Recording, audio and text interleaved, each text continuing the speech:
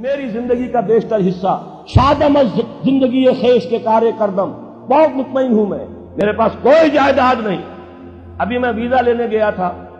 تو وہاں پر جو خاتون تھی ایک کینیڈا کی، انہوں نے پوچھا آپ کی آمد نہیں، میں نے کہا آئی ارن نتھنگ،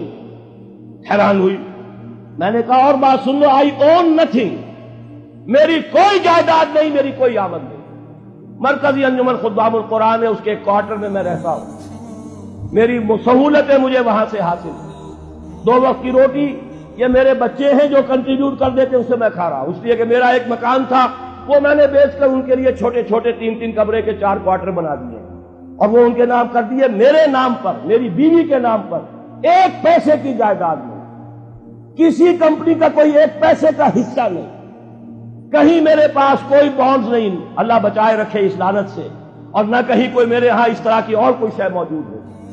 ہاں بینک کا ایک اکاؤنٹ ہے، اس میں شاید 5-6 ہزار روپیہ میرا پڑا ہوا، اللہ کا۔ تو یہ اچھی طریقے سے جان لیجئے میں نے زندگی لگائی ہے، اسی کام کے لیے لگائی ہے، مجھے کوئی احساس محرومی نہیں ہے،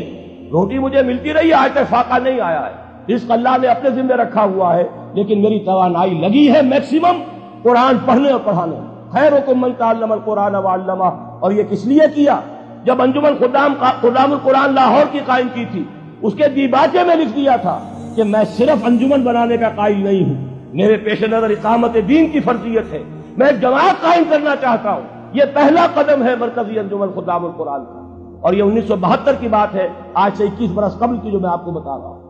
بہرحال پہلا کام وہی ہے جو حضور نے کیا، فرق یہ ہے وہ کافر تھے، انہیں قرآن کے ذریعے سے ایمان کی طرف دعوت دی گئی، ہم مسلمان ہیں، ہمیں قرآن کے ذریعے سے تجدید ایمان کی دعوت دینی ہے، مرحلہ ایک ہی ہے، اس میں کوئی فرق نہیں۔